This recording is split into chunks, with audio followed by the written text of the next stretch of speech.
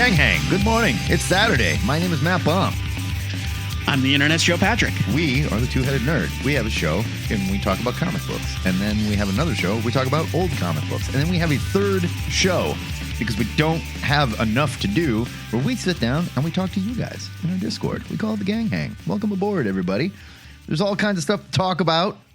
And I like to lead off with a little bit of comic talk first, and then we'll get into... We're going to talk about Daredevil, obviously, because it's back. It's big news and whatnot. But this week, we finally got Superman, Spiderman. This was the next in the Marvel DC. It's not amalgam. It's just a crossover. Intercompany crossover. Yeah. And there was no... Well, there have been amalgams in all of them so far. Not this one, though. Until this one, yeah. Yeah. But I think it was pronounced amalgam. Amaglam. Sorry, yeah, sorry. Yes. Pardon me. My mistake. Amaglam. There was no amaglam in this one. Just enjoying the snow. Absolutely. Oh boy. Although this was loaded. We didn't have a chance to talk about it on the show, so I wanted to talk about it here real quick. But yeah. God, it was not released digitally, so... Which is cool. Oh, at least cool. Not yet. The other ones were the same. They didn't release digitally right away. I actually have a card copy I got to pick up tomorrow. So yeah, they're doing it for the comic shop. I was literally on the apps looking. They're not there. I checked. Yeah, but if you want to fight piracy, I mean, this is a good way to do it for at least 72 hours, I suppose. So yeah. And I gotta say, putting this next to Batman, Deadpool, I think I enjoyed that one a little more, but this was all heart. I mean, and it should be. It's Spider-Man and Superman. Right. It was light and fun. I would say that the Batman Deadpool one by Grant Morrison was more, I don't know, smartly written. Yeah, a little more tongue in cheek as well. Yeah. But this was just pure joy. It really was adorable. And the Jim Lee story was so much fun. Like, we got that image of Gambit, and I thought for sure they're going to do something much bigger there. And it was just kind of Lois and MJ hanging out, talking about, man, dating a super person, like, kind of sucks sometimes. And it was great. Yeah. Although Superman can take out a Sentinel any day of the week. Come on. Yeah, but... Superman, and they were fighting the Sentinel. I thought it was just Gambit that showed up. No. The Sentinel was hunting Gambit. Right. I forget, though. Were Superman and Spider-Man fighting the Sentinel? Yes. I thought the story... Okay, I must have blocked out. Yeah, the whole thing was, why is the Sentinel here? Because neither of these guys are mutants. And they're like, oh, it must be hunting someone else. And it was Gambit. Right. I just don't remember them being in the story is all. But yeah, obviously they must have been there. Yeah, it wasn't just a Gambit story. But no, it was a Lois Lane Mary Jane story, which was what I thought was the point of they were the stars. And again, Superboy Prime, or just Prime, or whatever we're calling him now, like kind of Superboy Prime. It's not hard. Every single time you act like you. But don't he's like going by Superman Prime now, or whatever. No, that was years ago when they were fighting for that copyright. Now DC has crushed the Schusters under their mighty heel. Good.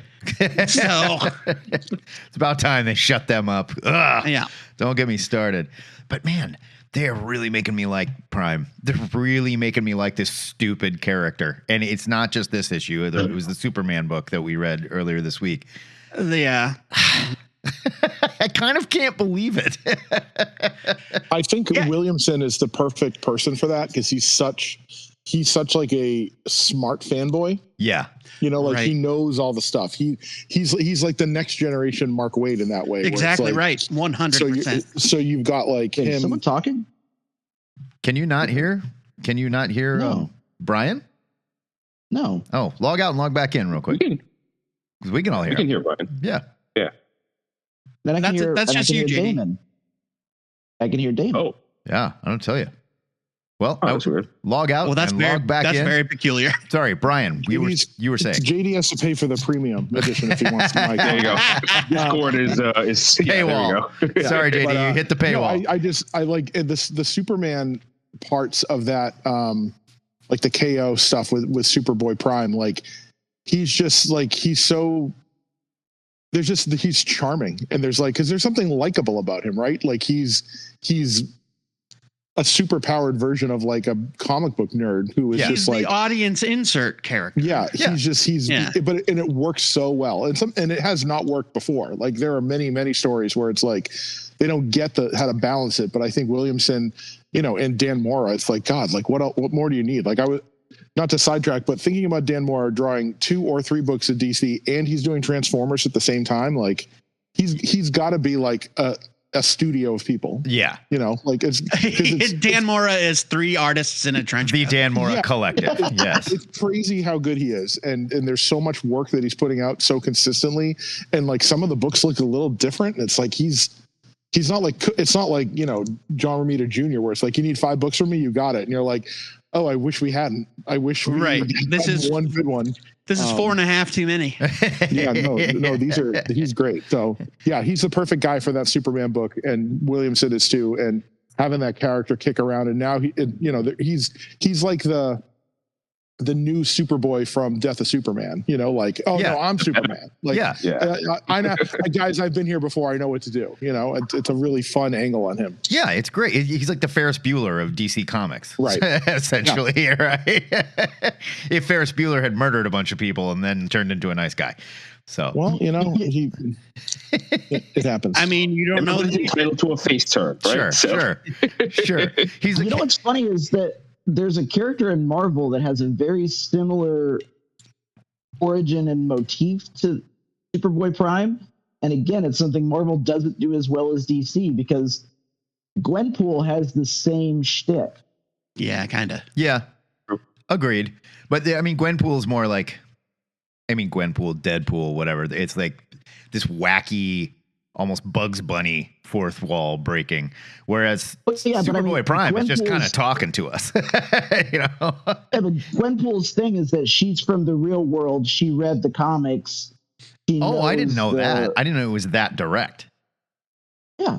Yes. Really? Yeah, she was a comics fan. In the real world.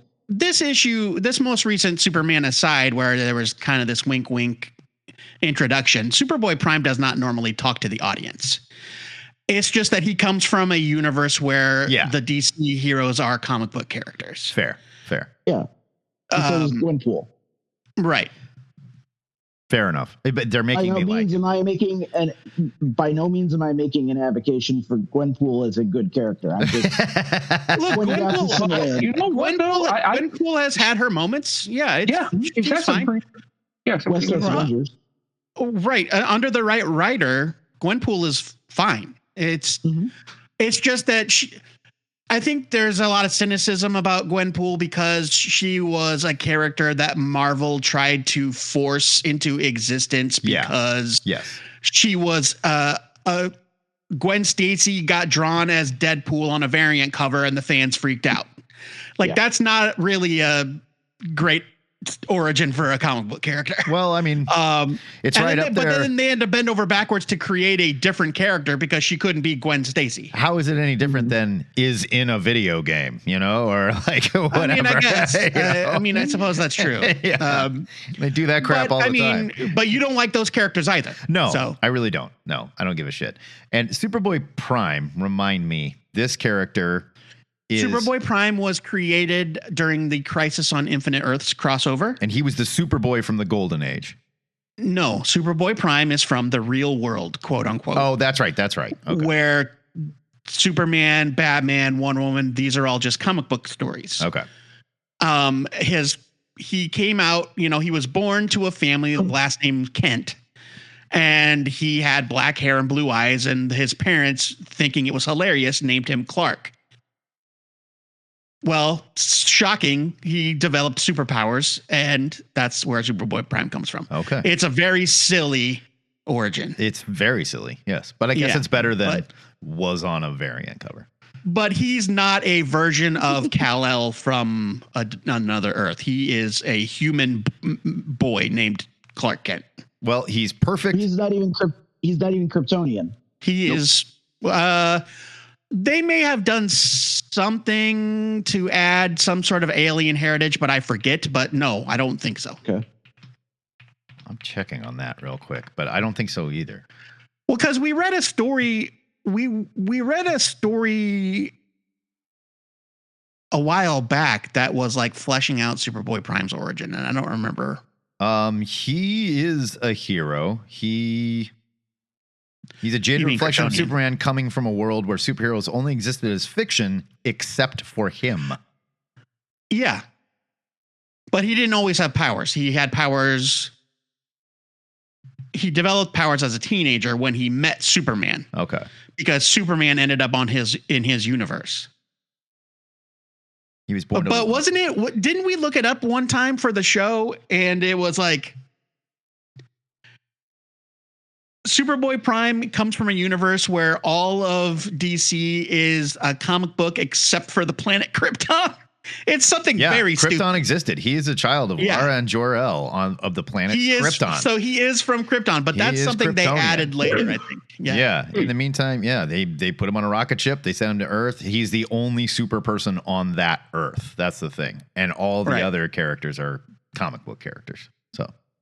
So dumb. Yeah, like, why is he from Krypton? Like, why? That makes no sense. Whatever. It makes more sense than like, oh, we're gonna name you after this super person, and then you just got superpowers and you look like him. I mean, makes a lot more sense than that. His name could have been anything, though. It could have been Steve Kent. I suppose. Yeah. Or not even Kent. So speaking of Superboy Prime, and we're coming out of KO, and we never really got to discuss our KO feelings other than rating the book and whatnot with you guys, because we missed a couple gang hangs. Do we have feelings? Because writing out of KO, I am very high on DC right now, but it's not because of KO. Like, I didn't need KO to get here at all. I think DC's been riding high in spite of KO. I would say that. I kind of agree.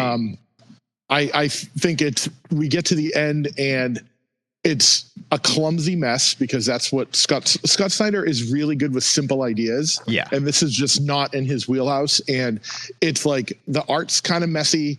The plotting is a mess. There's no reason for any of this to happen. Like, literally none of it. Right. Like, you guys talked about, I mean, I loved all of your recap episodes, but you get into the minutia of like, they have to go collect this thing and it's like for no reason, and they have to do this thing and it doesn't pay off, and it's like nothing pays off. The weapons never even showed up. Remember that? We all got. Yeah. Why do they fight with artifacts in the first round? Doesn't matter. It doesn't matter. It just makes no sense. And then it ends up in another Superman verse dark side thing that doesn't resolve and goes on to another thing. Like, it's worse than a cash grab. Like, it really is. Like, everything was going really well. You guys have had a great year. Scott Snyder is a good, part of it. And then you do this thing that I can't imagine the sales were that much better. Yeah. Like, just do what are we doing? It did sell very well. It sold very well. So, I mean, maybe that was the goal. Well, I mean, sure. I mean, big event books always sell to an extent, but DC, critically speaking, had been riding high since Dawn of DC. Yeah, which is almost 3 years ago. Yeah, it's been on a real upswing for really since like Dan DiDio left, and they like kind of righted they didn't do the what G5 or 5G or whatever the hell it was called, and they went in the other direction, and it's just KO like it left. It's like, look at this thing and look at Superman, so important. It's like, we've done this story a million times. We've seen this resolution over and over and over again. We're like, yeah, guys, we love Superman. We know he's important. Now what? Like, and then it just, like, what a waste of time it was. A waste of time, but DCKO number 3, not number 1. Number 3 sold 2.5 times more copies than Uncanny X-Men and Amazing Spider-Man combined. That's the one that ends with the absolute characters showing up. Still.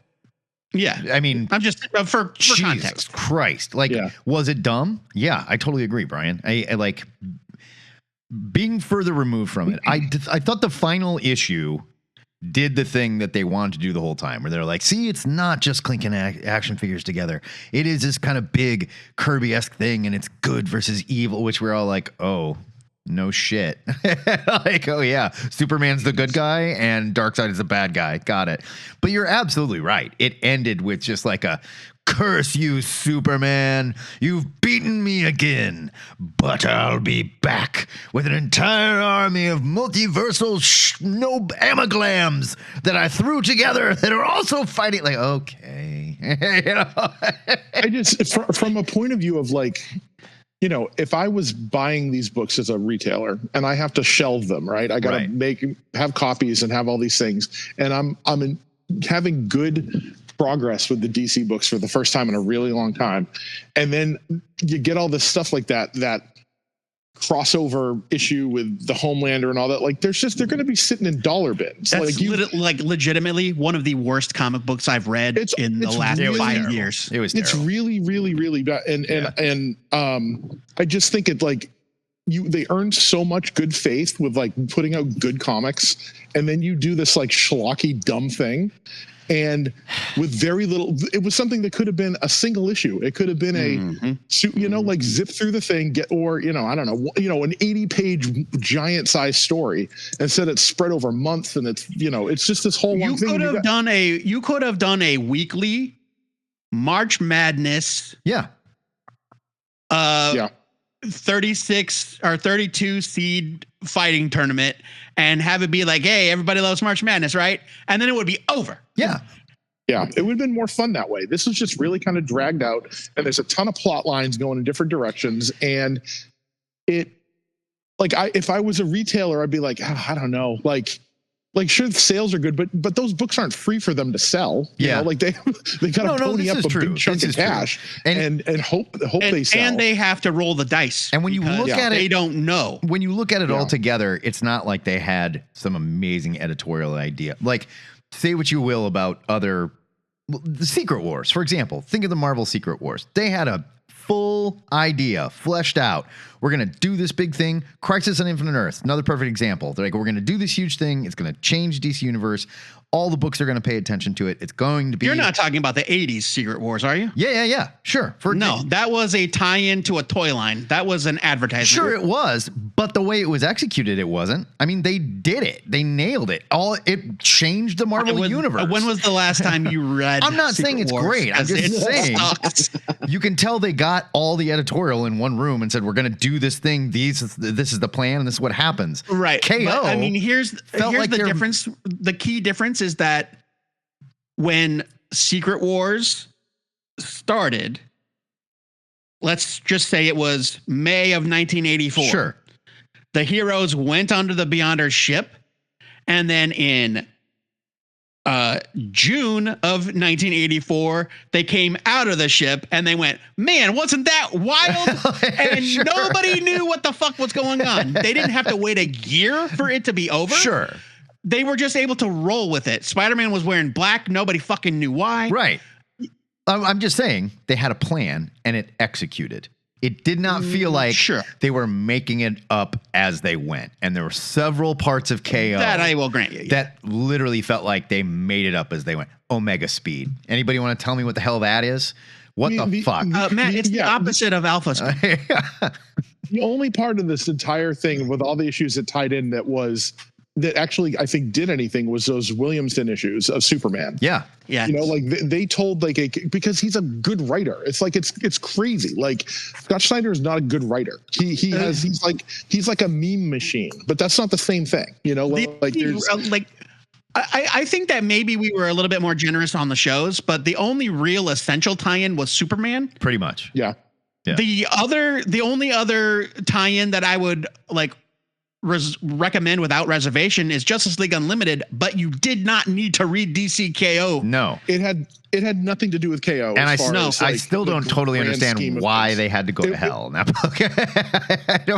I still can't quite wrap my head around it. It's a real. I mean, I lost track of that book when they did all those like that multi-part crossover with all with the time and all that, and I just couldn't get into it. But you show me Dan Moore drawing like hook hand Superman and hook on hand Aquaman and Batman Beyond and Hell, and all. It was like, it was a blast. It was great. Super fun. It was great. Like, that's what you want out of that book. Batman Night Fight, also great. Like really good Batman story that examined his family and how you mess with Batman. And they're like, man, kick-ass story. Nice job, guys. And then you could tell they were like, so what happens to Batman after he gets out of that Night Fight story I wrote? They go, we're gonna kill him in one panel. Like, what? Yeah, it's a okay, just a big mess. And, I mean, look, they can't all be. I heard there was a secret chord that Batman played and it pleased the Lord. Sure.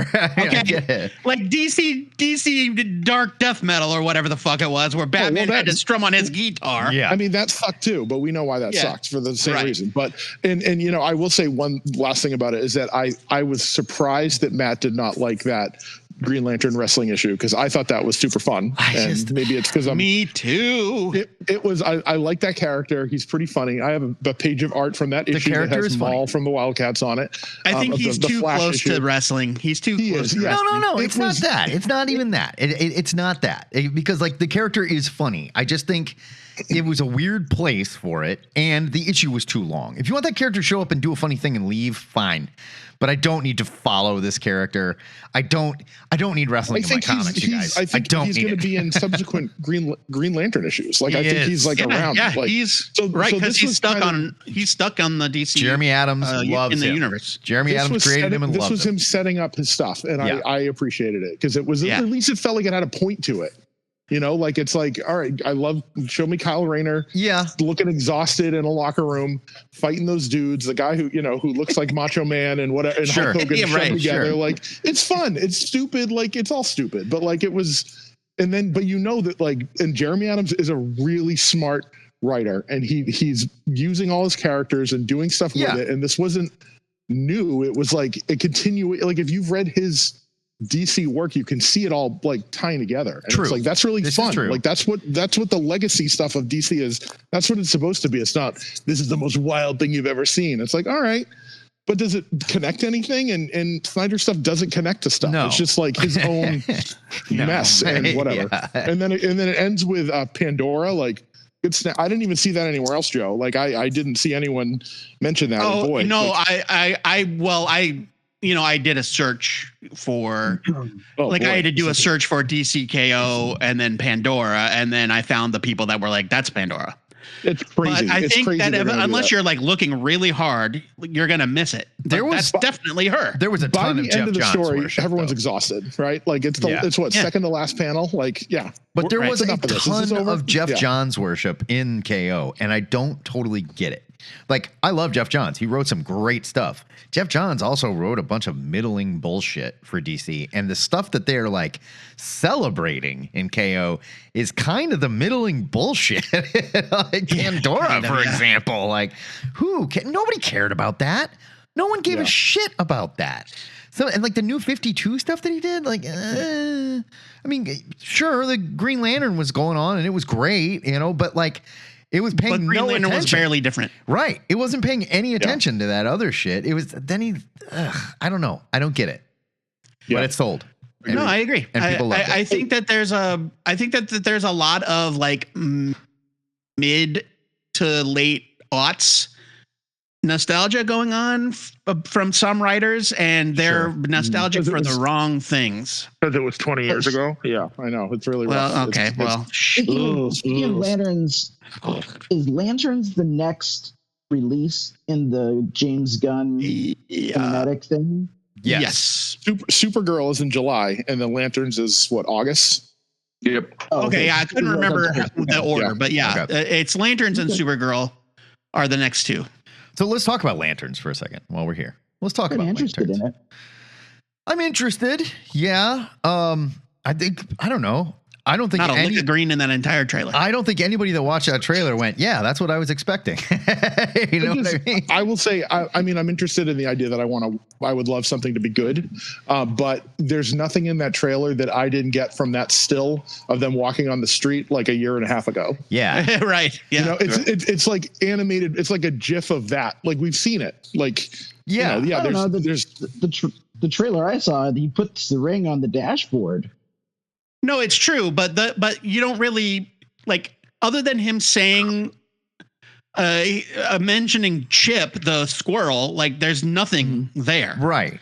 There's really nothing there. Other than like uniform. There's the uniform at the end. there is uniform at the end that you don't see him wearing. Yeah, he doesn't wear it at all. Yeah. Right.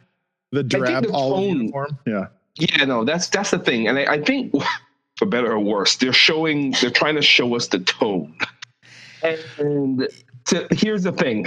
I don't know if that tone is going to be ultra appealing at the end for everyone on this call. Let's just leave it at that for now. Like there was nothing about like, man, I certainly hope that if they're going to give us a Green Lantern show, it takes place in West Texas, you know, like. So Damon Lindelof, the showrunner, yes. He got in some hot water because he said some things that were interpreted. I mean, he put his foot in his mouth because he can't help himself. Right, he can't help himself. And basically, the story was Damon Lindelof thinks the source material is stupid. And look, don't get me wrong, the source material is stupid. Yeah, no one's questioning that. Yes, like it's stupid. This is not news. Doesn't mean it's not rad. It just means it's stupid. But he was like in like record time too, like maybe 48 hours or less later. He said, "Look, you guys, I misspoke. I know that I said that, but here's a picture of our first table read for Lost, and he's wearing a Green Lantern t-shirt, and he's like, I love Green Lantern. I promise it's going to be okay." So, we're seeing a lot of them trying to sell the show based on a 30-second trailer. Yeah. And we don't know enough about it yet. But right now, they are sure avoiding showing us anything. And I hope, Yeah, and don't forget that the part before that, he did that because Grant Morrison Grant Morrison descended down from Mount Olympus, and he was like, excuse me? Yeah. Well, Grant Morrison made it very public. Yeah, in the current DC universe, I mean, we're not afraid of. Obviously, we've shown the popularity of doing a dumb Green Lantern. They led off with Guy Gardner. Yeah. Yeah. Right. Well, that's the other thing. And that's the thing that gives me hope is that this is in James Gunn's DCU, and James Gunn has come out of the gate going, hey, guys, look. It's a girl with wings. It's a kaiju monster. It's a man that turns into fart clouds. Well, but not just that. Green Lantern is on television fighting giant monsters in Metropolis. People know who Guy Gardner. He'll be the first to tell you, I'm a space cop from outer space. I'm Green Lantern. And he's in the show as well. Yeah. Nathan Fillion. Hold on. Let me tell you something. I really hope that is the case with this because it's going to be such a slingshot. If it turns out to be like True Detective Green Lantern. Oh, wait. No, worse yet. Maybe a version of like WB where even WB showed more powers than they did, which is insane. It seems to me that they're trying to kind of capture that hard traveling heroes vibe. I hope so. Where it's just like it's Hal and Ollie on the road, right? Solving America's small town problems. And I have no issue with that. I think the casting looks good. I don't even have a problem with like the grizzled guy and the locale.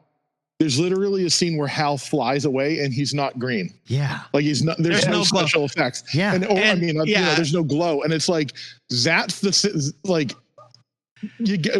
don't put that in if the effects aren't ready. Agree. Right. I agree. It's a judgment thing. And this is and I said this in the Discord, but the Lindelof thing that's a problem for me is that he consistently makes an ass out of himself when he should be cooler about it, and he can't help himself. Like he did the same. He was like when he sent a letter or something to Alan Moore. Alan Moore, I remember that. I'm the bastard that's gonna ruin Watchmen, and it's like, and Alan Moore was like, I don't want to have a meeting with this guy. And he's like, oh sir, I'm so sorry. It's like, the fuck's the matter with you? Why would you it's a judgment, like judgment after judgment. What's up, old man? Alan Moore does hate everything, but still, he does. But like, why would you do, like? You got to know better, but he can't like not do it. He was picking a fight. It was stupid. Yeah, well, he thought he was being funny, and it's not funny. It's like exactly. Yeah, so I got to trust his judgment. I mean, listen, Watchmen, the TV show was fantastic. Incredible. And I wish that Alan Moore would watch it because I would hope that he. I mean, I know he never would,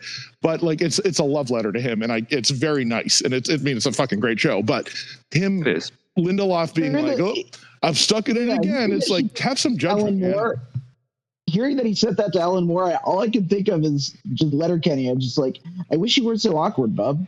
I'm going to need you to take 10% off the top there, but That's exactly.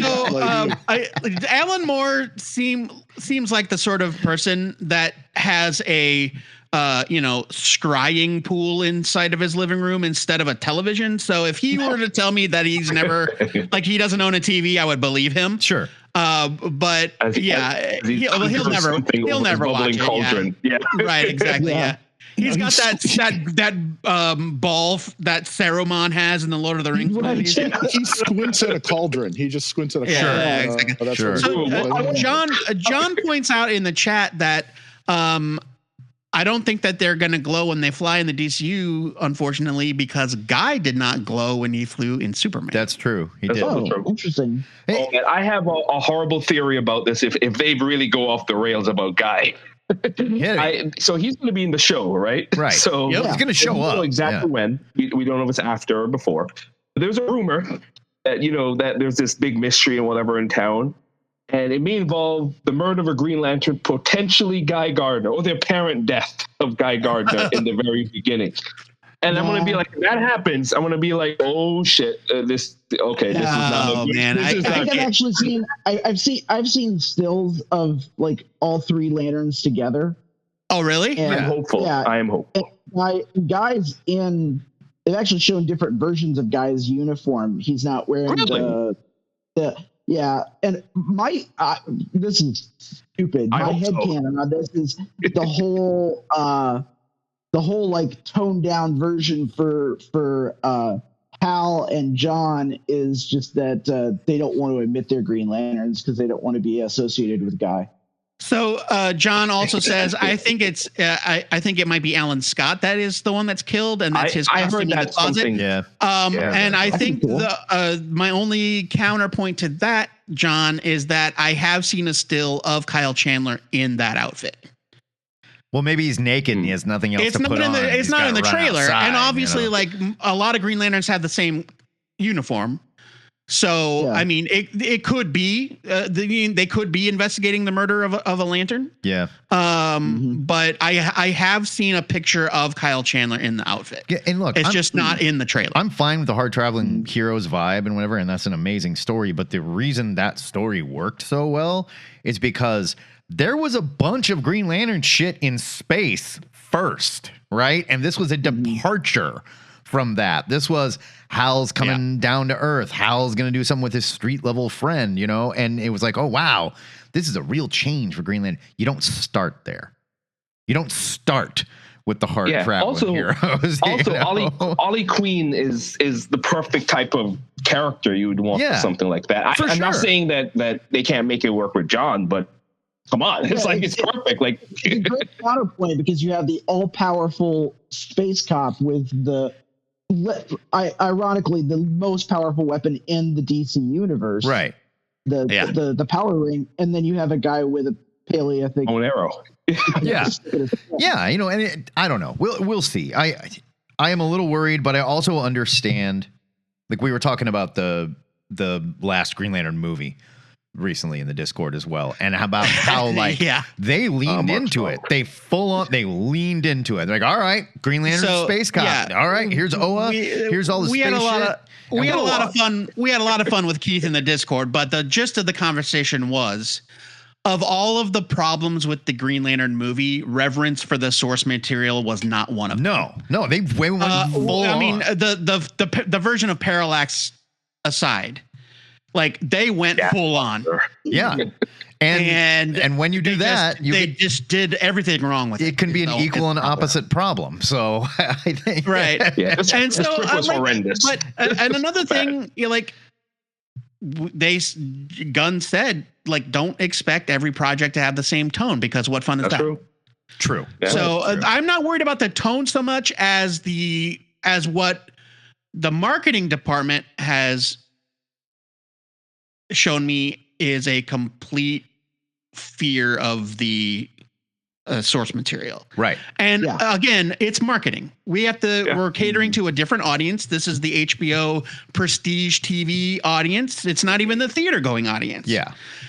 And they gotta sell the show to the guys that are like watching Succession and The Last of Us and stuff. And true.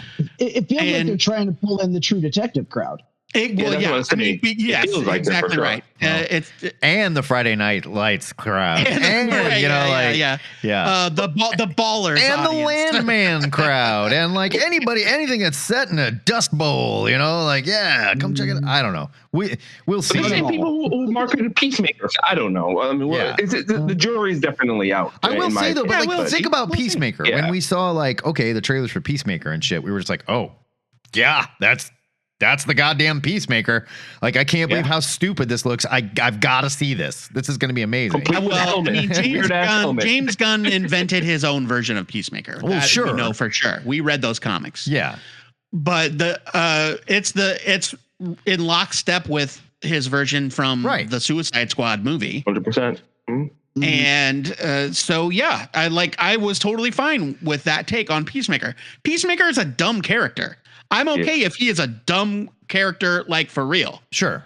Guy Gardner as well, silly character, and they leaned into it and made him a silly character. I think this will be fine because the same people that gave us Guy Gardner, space cop, silly haircut, flying around with the ring, doing making constructs, flipping people off and stuff, like, it's going to go there. It has to go there. You can't not go there with Green Lantern. Right. And to Brian's point, like, I think it's easy to forget because all we have is what they've shown us so far. But we need to remember that this is the same guy that made Watchmen. Right. And we all thought that show was brilliant. Yeah, it was great. And the trailers actually, too, because if you remember when that was being marketed, it looked kind of close. Like, you weren't exactly sure you were looking at the time. Like, that's true. And it became fantastic, especially the little twist at the end with Dr. Manhattan. That's another story. Yeah, Lindelof definitely he walked away with the talent from the Abrams Lindelof divorce.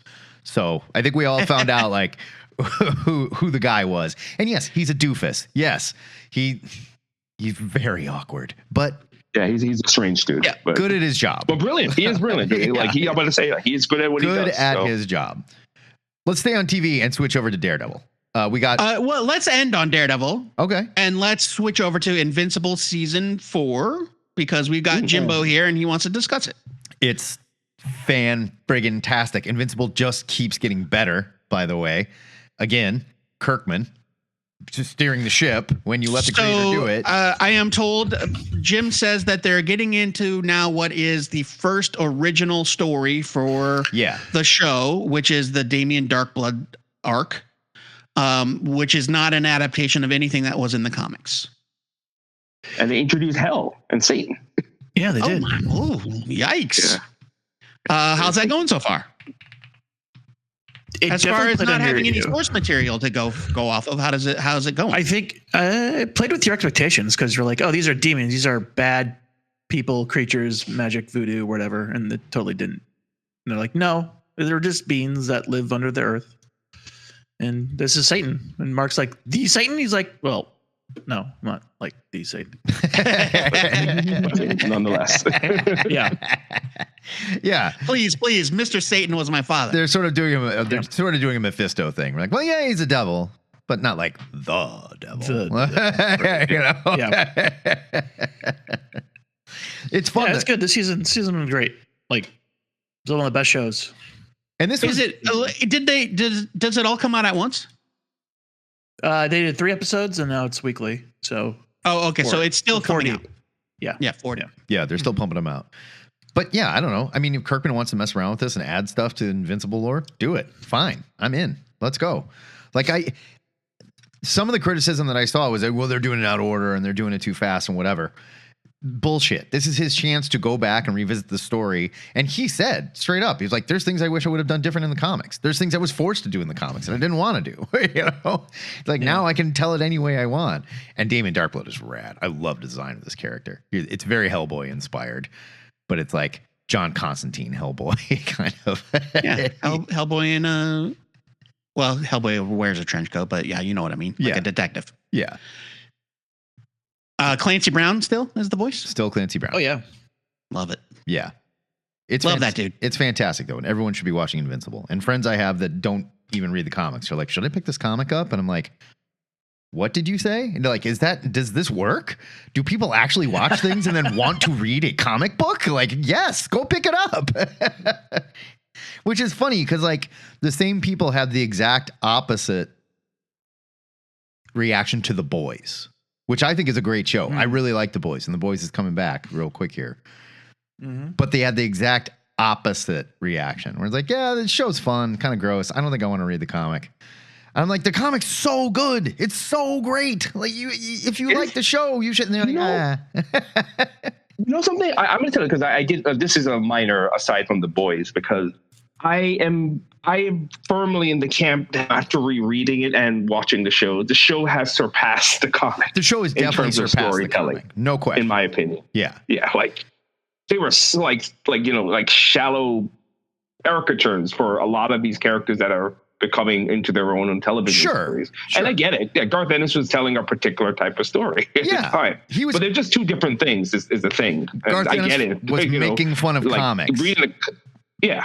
And the best thing that could have ever happened to The Boys was Donald Trump winning the presidency twice. You know, like oh my goodness. It's just especially right now. Tells itself. This coming season. Jesus Christ. Yeah. And like the story tells itself. Like you're all being manipulated. The billionaires are definitely in control. And there's really, really powerful people that will melt your face if you say anything, you know? And they're disgusting. They are perverts, by the way. This is not. Well, speaking of that, I saw a clip on Facebook. Erin Moriarty, who plays Starlight, was on Jimmy Kimmel recently, and she talked about filming the Hero-gasm episode. Oh, and how like everyone's on set, right? And they're constantly like tripping over prosthetic dicks, but 30-foot long prosthetic dicks. Oh yeah, of course. So you had love sausage there. Fantastic, right? Yeah. So apparently, that filming that episode in itself was an adventure. I'm sure. Shit. All right, Daredevil, Born Again is back. Well, hold on. Joe Jim had another request.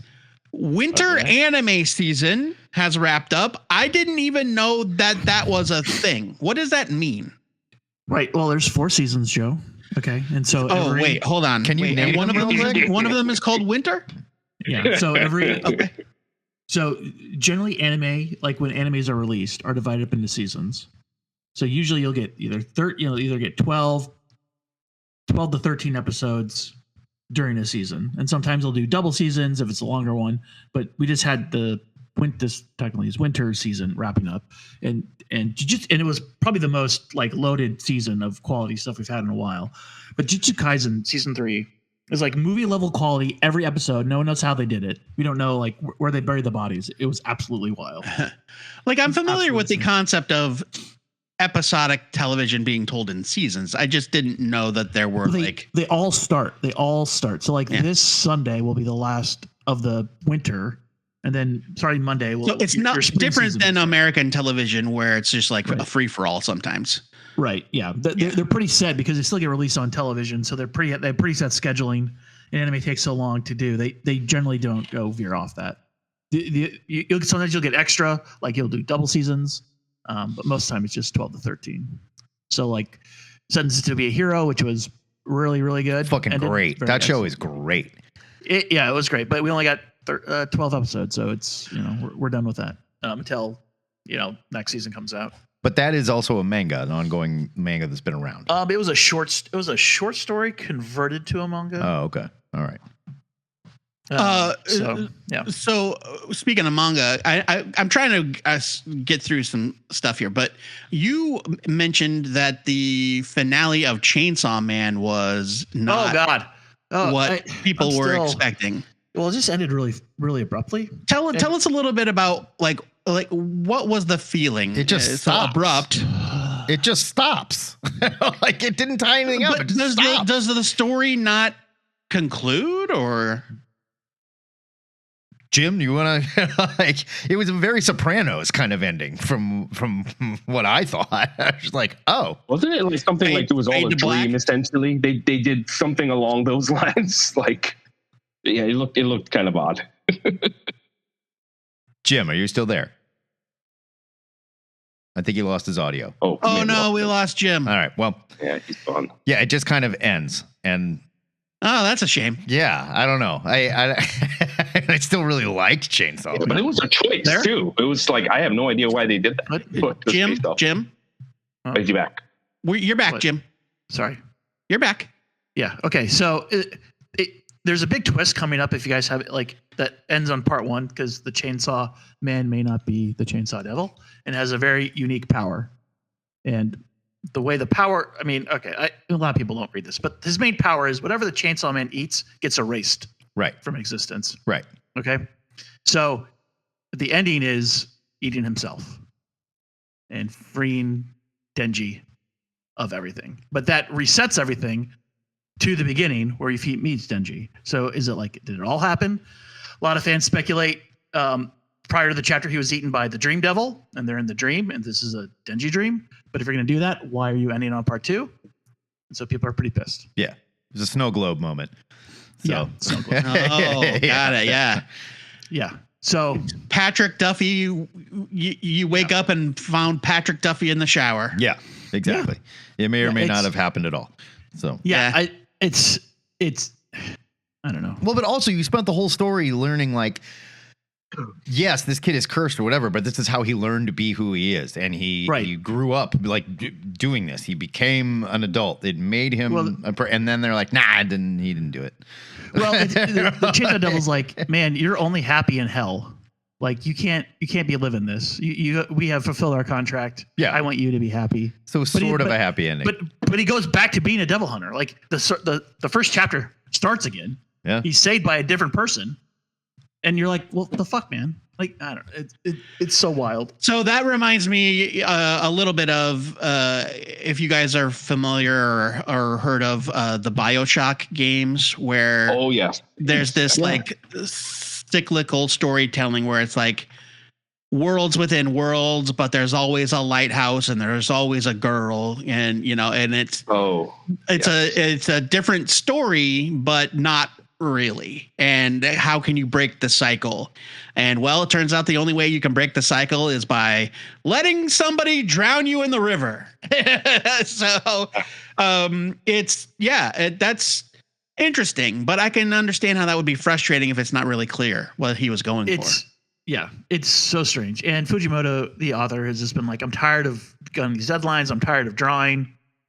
He's quit. It's really he quit. So, well, he wants to write still. So like JJK's author, Gege, he had a new sequel series and he wrote it. He didn't draw it. It was 26 chapters. It was going to be that. It was awesome. It was great. Sold a lot of books. And he's like, oh, this is happy. I don't have to worry about drawing. And so maybe he does something like that. I don't know. He's too popular to quit. He loves what he does, but sure, I doubt he'll draw anything. So it's all right. Well, confusing. It's confusing, man. Fair enough. We'll stay tuned to the ongoing saga, but for now, it's Daredevil time. Over. Is it? Can we do this show? Are you sure? I haven't even finished watching the first episode, but we can talk. Daredevil's getting to a point for me where it's almost a little too real. Right? Where it's just like I heard about that in that first episode. Yeah. Jesus Christ. It's just almost a little too like on the nose. Like I didn't watch the news today for a reason, and it's not because I wanted to turn this on and be like, oh, you know what that reminds me of? The news. Yeah.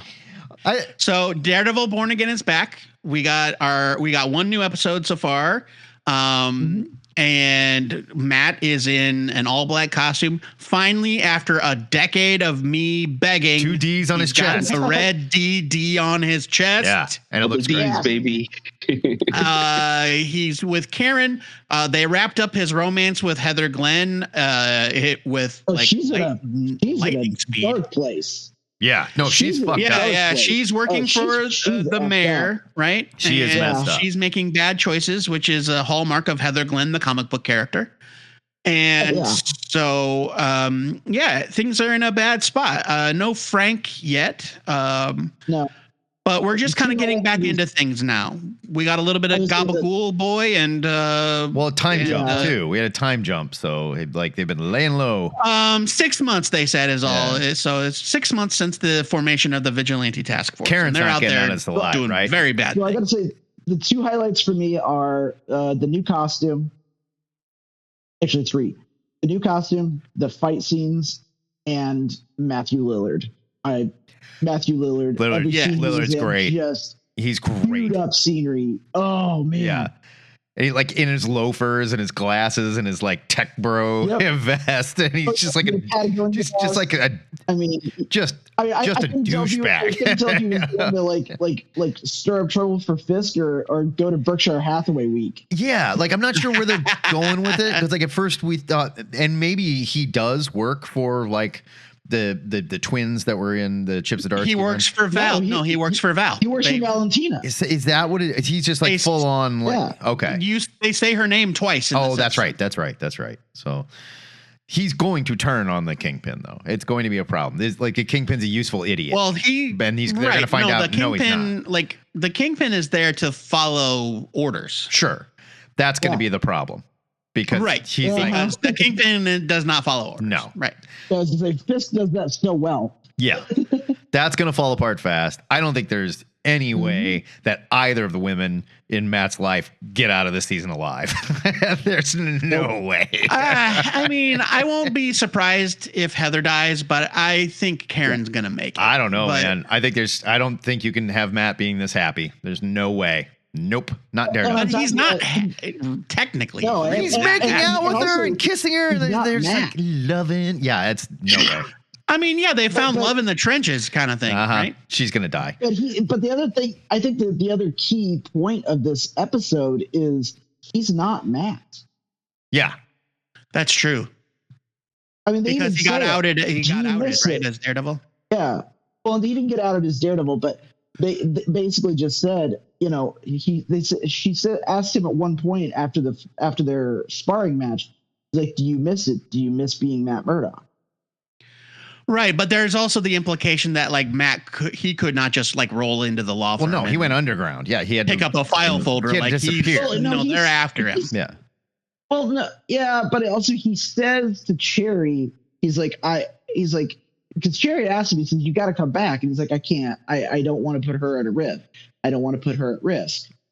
And he's like, but right, like, no, that's true. Yeah, he's talking about Kristen, right? Yeah.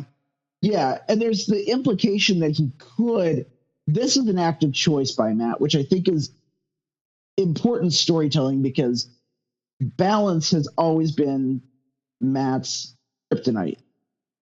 Right. Matt has to have a perfect balance between Daredevil and Matt Murdock. Yeah. Batman can like fuck off and not be Bruce Wayne for a while and play it off, and he doesn't care. Bruce Wayne is a useful tool, whereas Superman needs to be Clark Kent to stay human, but Matt has to strike that balance. Right. And that's the whole story. And we've seen stories where Matt refuses to live his own life, and it has always gone disastrous. Anytime the scale goes either way, there's major problems, whether it's more Matt or more Daredevil. Like, his whole life. We're already seeing him more violent. I mean, he's more violent. He almost hit Karen. In that sparring match, he got too forceful, and you see the rage. The eye of the tiger, the stomping. Yeah, it's like it's fun. I'm loving it. It's definitely got me hopeful for this season, because I love when Matt has to get pulled back, and it definitely opens us up to see other characters, and I think it'll be interesting. I'm anxious to see Jess. They did mention her name. They did mention her name. Yeah, did they? I missed that. We got to tease a Bullseye as well, which is fun because I like that actor. That was great. Yeah, that was great. I like that, and I like that. He's no spoilers for that moment, because the episodes are only one episode deep. But I do like what they're doing with Bullseye, where it's just like he's this wild card. Like he's mad at Matt, he's mad at Fisk. He's just like, everybody screwed me. And guess what? I'm really good at killing people with whatever is in my hand. In the comics, just like with Batman and the Joker, sometimes they kind of have this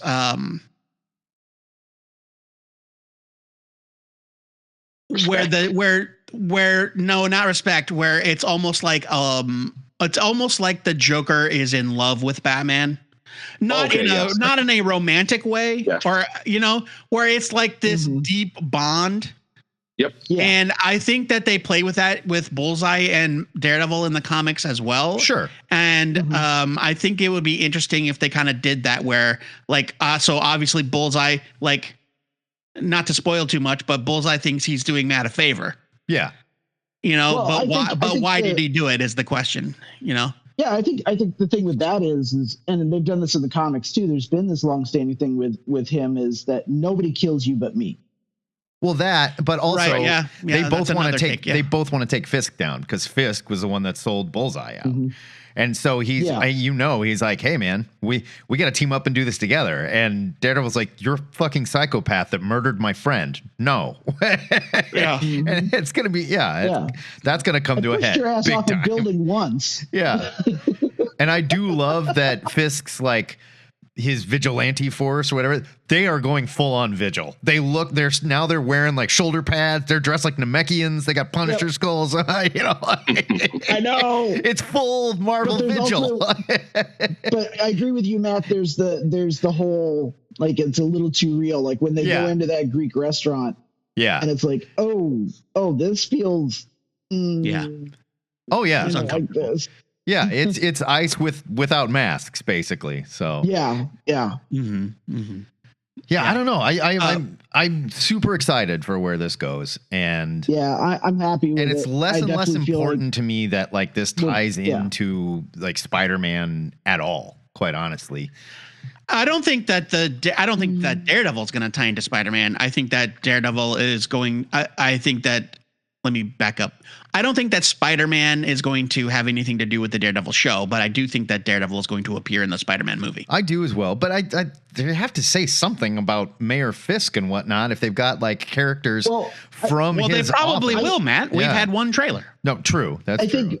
And also I think this season is going to set up the New York that we'll see in Spider-Man. Right, because somebody already pointed out that the person that gives Peter the key to the city is the deputy, not the deputy mayor, but the woman that works for him.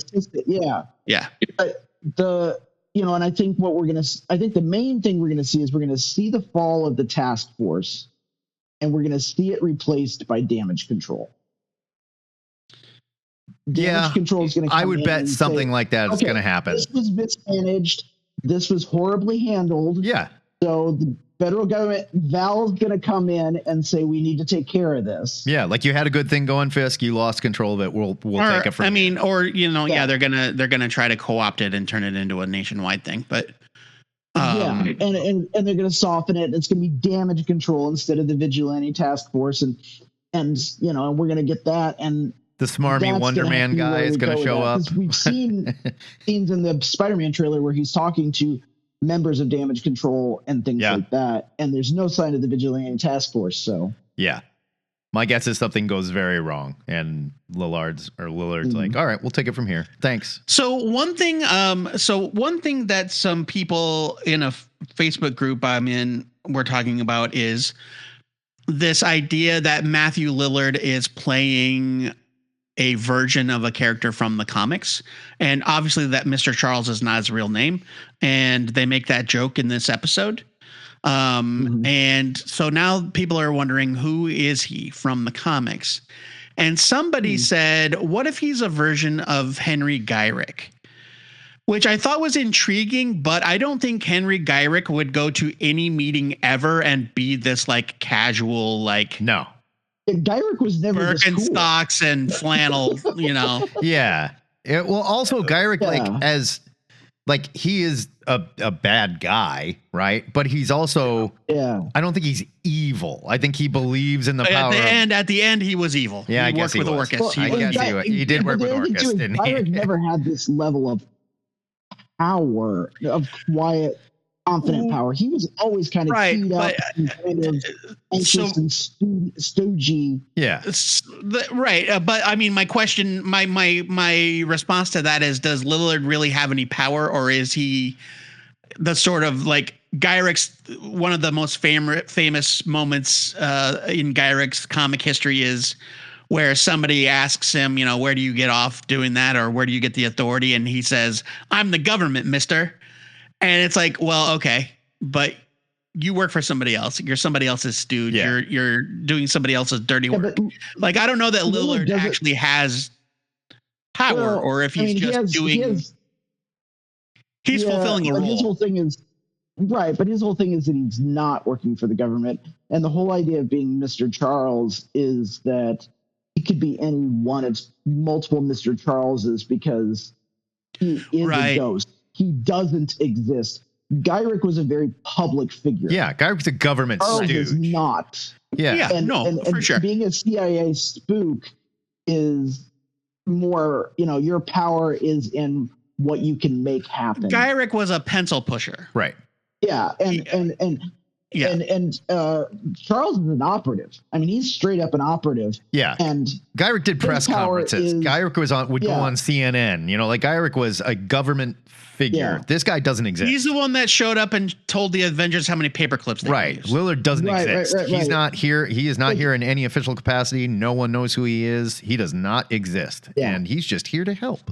You know? Yeah, so I didn't really buy it. Like, that's why I bring it up, because I was like, I thought, well, this does not track with me, because Gyric is way too like buttoned up, you know, repressed, like big dick energy, like I'm the government, right? And Charles just shows up and he's like, hey, this is what's going to happen. Thing, though, this is Charles's actual power is, and this brings it into the greater MCU. Is Fisk knows that if he squashes Mr. Charles's head like a grape, like he can, because Charles is just a guy. He's just a little scrawny guy. Sure. Then that gives back to Valentina Contessa, who runs the New Avengers, who literally just had an incident with one of their members that swallowed half of Manhattan. Yeah. Yeah. That chain of events, he's the little guy, accurate or not, whether it's accurate or not, has to sit in Fisk's head, and also the fact that this guy got him where he is, right? And he also holds the purse strings. That's the power of Mr. Charles. He holds influence, and he holds the strings. It's like look at who's on the Avengers now, a god that they can't really control. And 3 Russian assassins. Yeah. Yeah. True. And somebody that can walk through walls. I mean, assassins. All right. 3 Russian assassins, and 2 of which are super soldiers, and one and one is a widow. Yeah. Yeah, and then a psychopath with a shield. No. Fuck! I forgot about Walker. Yeah, him too. He's the only guy that taco shield now, but nonetheless, he has a taco, right? He has a vibranium taco, or whatever. He's the only guy that's on their side. I mean, he's the only one they think they can control. Basically, that's true. Yeah, right. Yeah. So it probably is going to tie in. I'm very excited because next week we're getting 2 episodes. Yes.